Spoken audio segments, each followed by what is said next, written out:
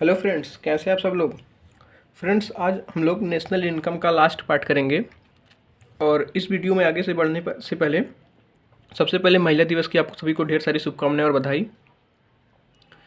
तो final part में आज हम लोग जो थोड़ा बहुत कुछ बचा है, पर कैपिटा इनकम जैसे हो गया, ग्रॉस वैल्यू एडिशन क्या होता है, और कुछ फैक्ट्स के बारे में पढ़ेंगे जो एग्ज़ाम में बार बार आते हैं। तो आज की वीडियो के बाद हम नेशनल इनकम को पूरी तरह से ख़त्म कर देंगे। तो पिछले पार्ट में जैसा कि आप सभी को पता होगा कि पिछले पार्ट में हमने जीडीपी, जीएनपी, एनडीपी, एनएनपी क्या होता है, इन सारी चीज़ों को पढ़ लिया था। पिछले पार्ट में हमने देखा था कि जीडीपी, मार्केट प्राइस और फैक्टर कास्ट पे इसका क्या रिलेशन होता है। अब जीडीपी से हम जीएनपी पे किस तरह से पहुंचते हैं, जीएनपी से एनडीपी पे कैसे पहुंचा जाता है, एनडीपी से एनएनपी पे किस तरह से पहुंचा जाता है, और जीडीपी से एनडीपी कैसे पहुंचा जाता है, जीएनपी से एनएनपी किस तरह से पहुंचा जाता है। तो फैक्टर कास्ट और मार्केट प्राइस में क्या रिलेशन होता है जीडीपी पे, GDP factor cost, GDP market price, GNP factor cost, GNP market price, NDP factor cost क्या होता है, एनडीपी मार्केट प्राइस क्या होता है, एनएनपी फैक्टर कास्ट और एनएनपी मार्केट प्राइस। तो जितने भी मैथमेटिकल चीज़ें थी, इन सारी चीज़ों को हमने पिछले ही पार्ट में कवर कर लिया था, और वो एग्जाम की दृष्टिकोण से काफ़ी इंपॉर्टेंट है। आज की वीडियो में हम लोग क्या करेंगे कि जो थोड़ा बहुत कुछ बचा है उस चीज़ों को कवर करेंगे, जिसमें पहली चीज़ है कि प्रति व्यक्ति आय। प्रति व्यक्ति आय क्या होती है। प्रति व्यक्ति आय का मतलब होता है दोस्तों कि हमारे देश में जितने लोग रह रहे हैं और उनकी टोटल जितनी कमाई है, उसमें औसतन एक व्यक्ति की कितनी कमाई आएगी, औसतन एक व्यक्ति की कितनी कमाई आएगी, वही होता है प्रति व्यक्ति आय एक स्पेसिफिक टाइम पीरियड में। जैसे मैं अगर एग्जांपल दूं आपको कि मान लेते हैं कि यही आपका एक घर है, इस घर में 3 लोग रह रहे हैं। इस घर में कितने लोग रह रहे हैं? 3 लोग, ए, बी और सी, 3 लोग रह रहे हैं। अब हमें पता है कि तीनों लोगों की क्या है, कमाई अलग अलग है। तो हम क्या करते हैं कि मान लेते हैं ए एक साल में कितना कमाता है, 300 रुपये, बी एक साल में कितना कमाता है, मान लेते हैं 500 रुपये, और सी एक साल में केवल और केवल 100 रुपये कमाता है। तो अब हम जानते हैं कि ये इस पूरे घर का क्या हो गया, इस पूरे घर का एक इनकम हो गया, इस पूरे घर की कमाई हो गई। अब हमें इसमें प्रति व्यक्ति अगर आय निकालनी है, औसतन एक व्यक्ति कितनी आय होगी, तो हम क्या करेंगे, इन तीनों को जोड़ देंगे और जितने टोटल इसमें मेंबर है उसे डिवाइड करेंगे। 300, 500, 800, 900, 900 में हम क्या करेंगे, 3 से डिवाइड करेंगे, तो औसतन एक व्यक्ति की कमाई कितनी आ जाएगी, 300 रुपये। तो हम कहेंगे कि प्रति व्यक्ति आय, प्रति व्यक्ति जो आय है वो एग्जैक्ट नहीं है कि एक व्यक्ति की इतनी ही है, वो हम औसतन निकालते हैं कि एक व्यक्ति की कमाई लगभग इतनी है, औसतन इतनी है। तो देश के संदर्भ में, किसी देश के संदर्भ में जब हम बात करेंगे तो प्रति व्यक्ति आय किसी देश के संदर्भ में किस तरह से निकालेंगे। तो प्रति व्यक्ति आय निकालने के लिए सबसे पहले हमें पता होना चाहिए कि उस देश की कुल कितनी कमाई है। उस देश की कमाई को हमने क्या बोला था, नेशनल इनकम जो हमने बोला था, हमने क्या बोला था कि net national product, net national product जो फैक्टर कास्ट पे होता है, यानी कि कारक लागत पर या साधन लागत पर जो शुद्ध राष्ट्रीय उत्पाद होता है, उसी को हमने क्या बोला था, net national product factor cost पे। इसको क्या हमने बोला था, हमने बताया था कि यही होता है नेशनल इनकम। अब हमें पता चल गया कि नेशनल इनकम यही हमारा है। तो नेशनल इनकम में जब हम टोटल पॉपुलेशन से डिवाइड कर देंगे तो हमें क्या मिल जाएगा, हमें मिल जाएगा प्रति व्यक्ति आय। तो प्रति व्यक्ति आय का फॉर्मूला क्या होगा, प्रति व्यक्ति आय बराबर क्या होगा, राष्ट्रीय आय। राष्ट्रीय आय, राष्ट्रीय आय बटे क्या होगा, देश की जो जनसंख्या होगी, कुल जनसंख्या, यही क्या होगा हमारा, यही होगा हमारा प्रति व्यक्ति आय। प्रति व्यक्ति आय का मतलब कि औसतन एक व्यक्ति की कमाई इतनी ही है जितना नेशनल इनकम होता है। जितना नेशनल इनकम, अगर हमारे देश का नेशनल इनकम मान लेते हैं कुछ भी है, जितना भी होगा उसमें से क्या करेंगे, कुल जितनी हमारे देश की जनसंख्या उसे डिवाइड करेंगे तो हमें प्रति व्यक्ति आय मिल जाएगी। औसतन एक व्यक्ति की कमाई कितनी है नेशनल इनकम, वो हमें पता चल जाएगा। तो नेशनल इनकम आई होप कि क्या होता है ये आपको समझ आ गया होगा। अब हम जानते हैं कि नेशनल इनकम किसको कहते हैं, नेट नेशनल प्रोडक्ट।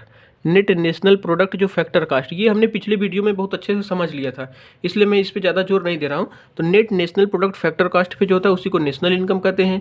तो राष्ट्रीय आय में जब हम कुल जनसंख्या से डिवाइड करेंगे तो हमें क्या पता चल जाएगा, प्रति व्यक्ति आय पता चल जाएगी। अब दोस्तों ये तो हो गया इसका मैथमेटिकल रूप कि प्रति व्यक्ति आय क्या होती है। प्रति व्यक्ति आय का फॉर्मूला क्या हो जाएगा, राष्ट्रीय आय बटे टोटल पॉपुलेशन। अब इस पे सवाल किस तरह से पूछा जाता है, ये इंपॉर्टेंट है समझना कि सवाल किस तरह से इस पे पूछा जाएगा। अब एक बार एक सवाल पूछा गया था कि राष्ट्रीय आय, प्रति व्यक्ति आय पे ही सवाल पूछा गया था। तो दोस्तों इस पे जो एक सवाल पूछा गया था वो किस तरह से सवाल पूछा गया था इसको मैं थोड़ा सा बताता हूँ आपको कि प्रति व्यक्ति आय पे सवाल किस तरह से पूछा गया था। तो पहले तो हमने ये सीख लिया कि प्रति व्यक्ति आय क्या होता है। राष्ट्रीय आय में जब हम टोटल पॉपुलेशन से डिवाइड करते हैं तो हमें मिल जाता है पर कैपिटा इनकम पीसीआई जिसको बोलते हैं। तो इसमें क्वेश्चन पूछा था कि किसी देश में जो जीवन स्तर होता है, किसी देश में जो जीवन स्तर होता है कि कोई देश है, उस देश में जो जीवन स्तर के बारे में हमें पता चलता है, किस बात से पता चलता है कि उस देश का जीवन स्तर अच्छा है। तो उसमें 4 ऑप्शन जो दिया था, उसमें एक दिया था कि गरीबी का अनुपात, उसमें एक ऑप्शन दिया था क्या, गरीबी के अनुपात से, उसमें एक ऑप्शन दिया था दोस्तों कि पर कैपिटा इनकम से, उसमें एक ऑप्शन दिया था कि नेशनल इनकम, और उसमें एक ऑप्शन दिया था कि बेरोजगारी की दर से। अब देखिए इसमें तो गरीबी के अनुपात से तो हमें पता नहीं चलेगा कि किसी देश में जीवन स्तर किस तरह का है। अब बेरोजगारी की दर से तो हमें पता नहीं चल पाएगा कि कितना जीवन स्तर अच्छा है। अब ऑप्शन इसमें एक पर कैपिटा इनकम हो सकता है या नेशनल इनकम हो सकता है। अब नेशनल इनकम को दोस्तों हम क्यों नहीं लेंगे, नेशनल इनकम हमारा ऑप्शन क्यों नहीं होगा, ये आप सोच रहे होंगे। नेशनल इनकम इसलिए नहीं लेंगे कि नेशनल इनकम के ज़्यादा होने से, नेशनल इनकम अगर ज़्यादा है तो इसका कहीं से कहाँ तक ये मतलब नहीं होता कि उस देश का जीवन स्तर कितना है, क्योंकि ये डिपेंड करेगा कि उस देश की पॉपुलेशन कितनी है। अगर मैं कह रहा हूँ कि किसी देश की राष्ट्रीय आय 100 रुपये है और उसमें 1000 पॉपुलेशन है, तो आप देखिए कितना अनुपात आएगा, 1/10 आएगा, यानी कि 0.1 पर कैपिटा इनकम आ गया। अगर मैं कह रहा हूँ कि किसी देश की राष्ट्रीय आय 100 रुपये है और उसकी देश की जनसंख्या है 20 ही है, तो हम कहेंगे कि राष्ट्रीय आय ज़्यादा है। तो नेशनल इनकम पूरी तरह से ये हमें नहीं बता पाता है कि जीवन स्तर कितना होगा। अब जीवन स्तर ये डिपेंड करेगा कि कुल जनसंख्या पे भी, तो इसलिए जीवन स्तर सबसे अच्छा जो एक्सप्लेन करता है वो पर कैपिटा इनकम करता है, प्रति व्यक्ति आय। तो ये एक सवाल पूछा गया था यूपीपीसीएस मेंस में 2013 में।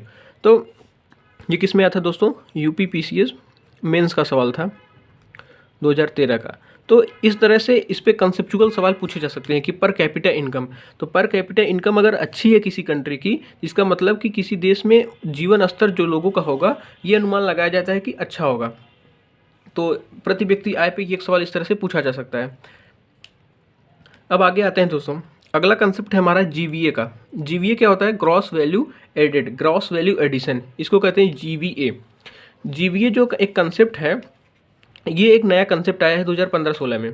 ये कब आया, 2015-16 में इस कंसेप्ट को लाया गया था। 2015-16 का जो फाइनेंशियल ईयर था, उस फाइनेंशियल ईयर में ग्रॉस वैल्यू एडिशन के कंसेप्ट को लाया गया था। अब ये होता क्या है, अब हमने पीछे वीडियो में पढ़ा था कि प्राथमिक क्षेत्र क्या होता है, द्वितीयक क्षेत्र क्या होता है। द्वितीयक क्षेत्र जिसको मैंने बोला था 1 डिग्री का क्षेत्र, 2 डिग्री का क्षेत्र, 3 डिग्री का क्षेत्र, इसको कहते हैं प्राथमिक क्षेत्र, प्राइमरी सेक्टर। इसको कहते हैं 2 डिग्री को द्वितीयक कहते हैं और 3 डिग्री को क्या कहते हैं दोस्तों, तृतीयक क्षेत्र कहते हैं।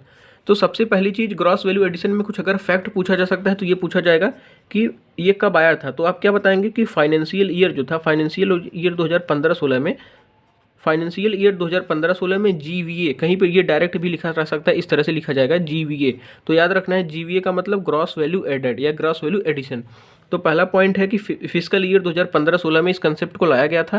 2015-16 में ये होता क्या है, ये होता है कि प्राथमिक क्षेत्र में, द्वितीयक क्षेत्र में और तृतीयक क्षेत्र में जितना जो उत्पादन होता है, प्राथमिक क्षेत्र, द्वितीयक क्षेत्र, तृतीयक क्षेत्र का जो कुल उत्पादन होता है, उस उत्पादन में जो अंतिम वस्तु और सेवाओं का कुल मौद्रिक मूल्य प्राथमिक क्षेत्र, द्वितीयक क्षेत्र और तृतीयक क्षेत्र में उत्पादित वस्तुओं और सेवाओं, या इसको अंतिम वस्तुओं और सेवाओं कह सकते हैं, अंतिम वस्तुओं और सेवाओं का जो मौद्रिक मूल्य होगा, का मौद्रिक मूल्य, अंतिम वस्तुओं और सेवाओं का जो मौद्रिक मूल्य होता है, इन सभी प्राथमिक क्षेत्र में कितना उत्पादन हुआ अंतिम रूप से, इसको ऐड कर लीजिए।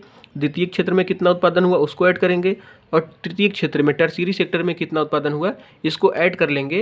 अंतिम रूप से जो उसका मौद्रिक मूल्य होगा, जो उसकी वैल्यू होगी, वही क्या होगा, gross value added, gross value addition. इसमें कुछ नहीं याद करना है, बस 2 चीज़ों को याद करना है कि जीवीए में, जीवीए का मतलब ग्रॉस वैल्यू एडेड।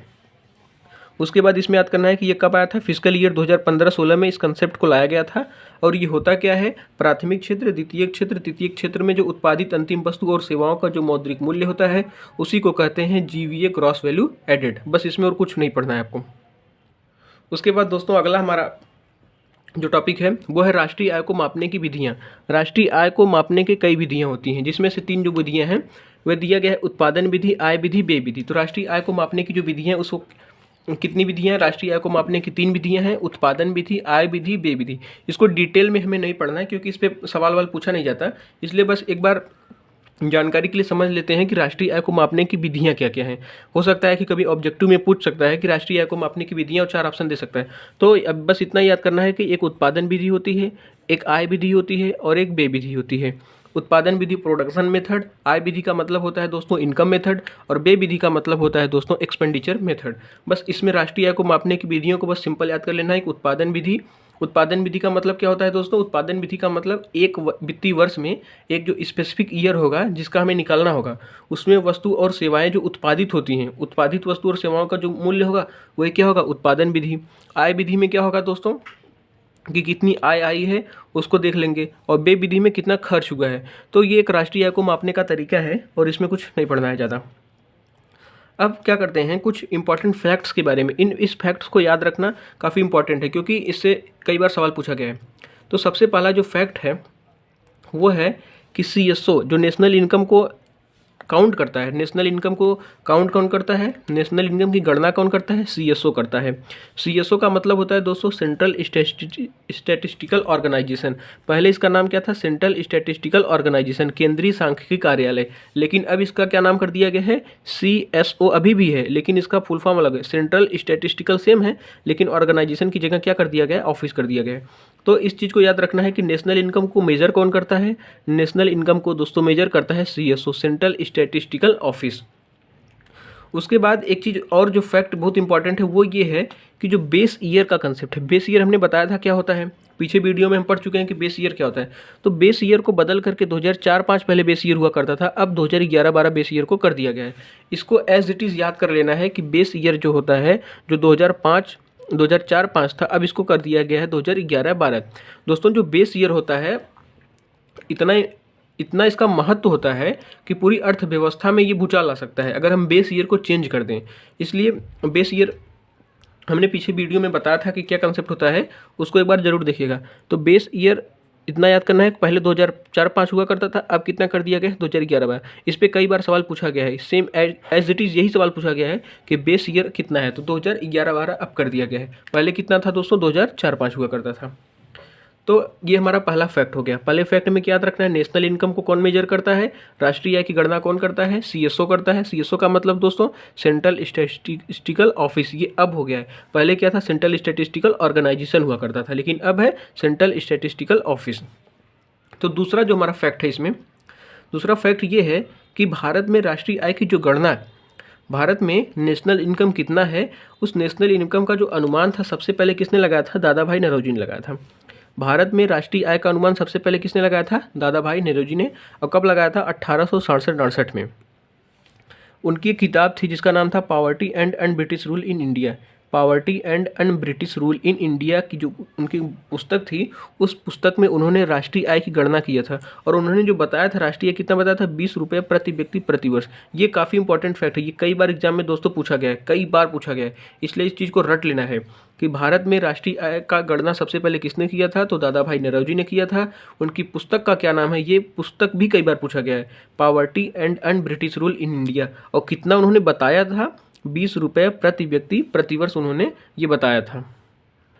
तो दोस्तों ये काफ़ी इंपॉर्टेंट फैक्ट्स हैं जिसको याद करना काफ़ी इंपॉर्टेंट है क्योंकि ये डायरेक्ट सवाल में पूछे जाते हैं। जो अभी हमने पीछे पढ़ा कि भारत में राष्ट्रीय आय की गणना सबसे पहले जो दादा भाई नौरोजी ने किया था, ये कई बार पूछा गया। एक बार तो UP मेंस में पूछा गया था 2013 में, जब ऑब्जेक्टिव था हुआ करता था, उसमें पूछा था कि भारत में राष्ट्रीय आय का आकलन किसने सबसे पहले किया था। तो 4 ऑप्शन दिया था, उसमें दादा भाई नौरोजी भी थे, तो ऑप्शन कौन सा सही होगा? दादा भाई नौरोजी। तो ये फैक्ट हैं, ये इंपॉर्टेंट है। और इनकी पुस्तक भी कई बार पूछी गई है कि उनकी पुस्तक का क्या नाम था?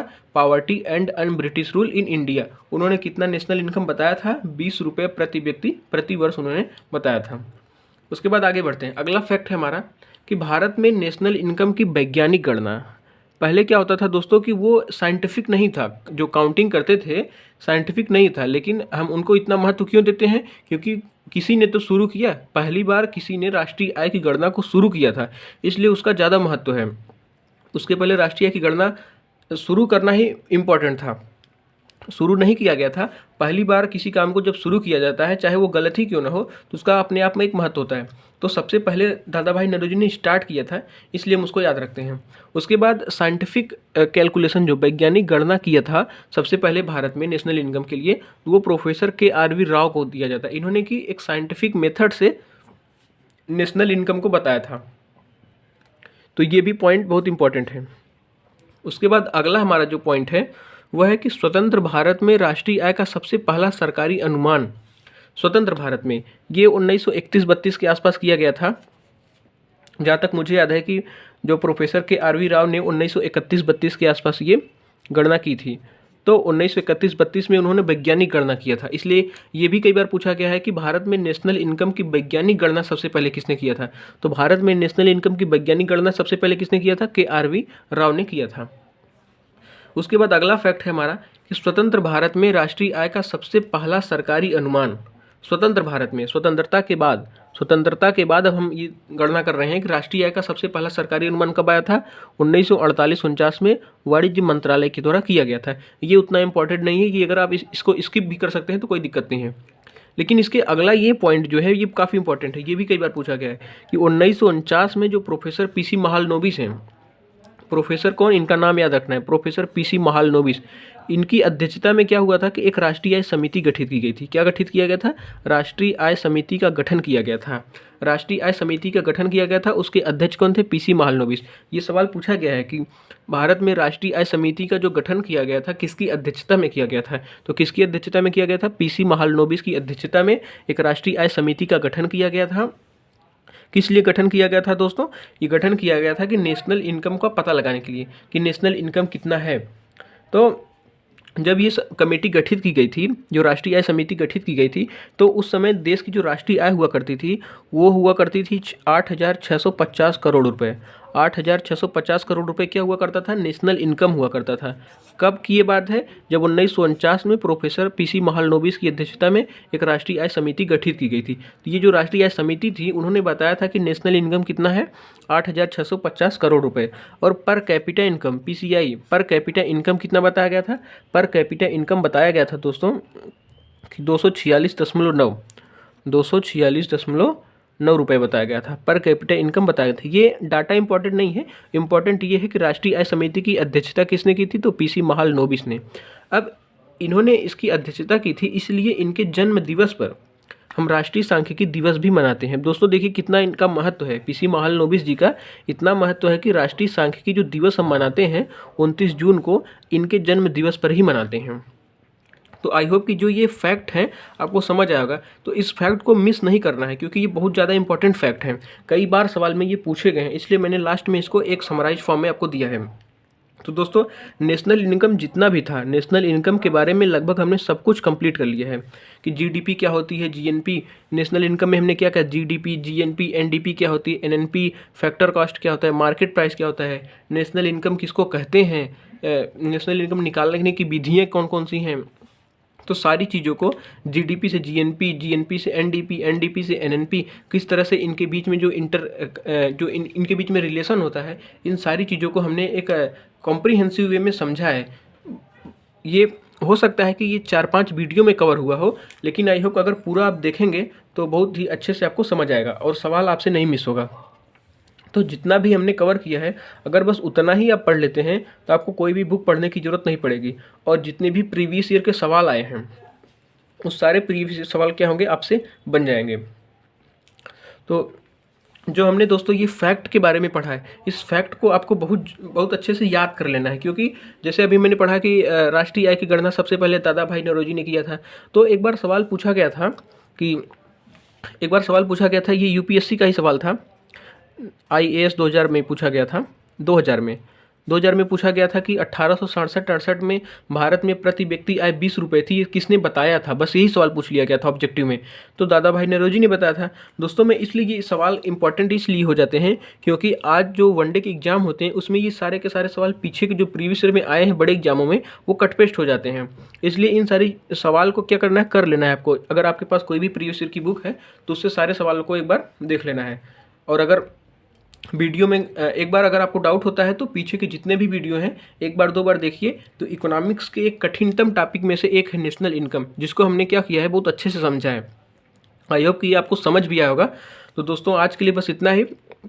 लास्ट में मैं कहना चाहूँगा कि अगर आपको वीडियो अच्छा लगता है तो ज़्यादा से ज़्यादा इसको शेयर करिए, ताकि और लोग जिनको इकोनॉमिक्स नहीं समझ आता है तो उनको भी पता चले कि इकोनॉमिक्स एक आसान भाषा में उनको समझ आए। तो ज़्यादा से ज़्यादा शेयर करिए, और अगर आप नए हैं तो चैनल को सब्सक्राइब जरूर करिएगा। अब दोस्तों अगले वीडियो में हम लोग एक नए टॉपिक के साथ मिलेंगे। तब तक के लिए दोस्तों गुड बाय।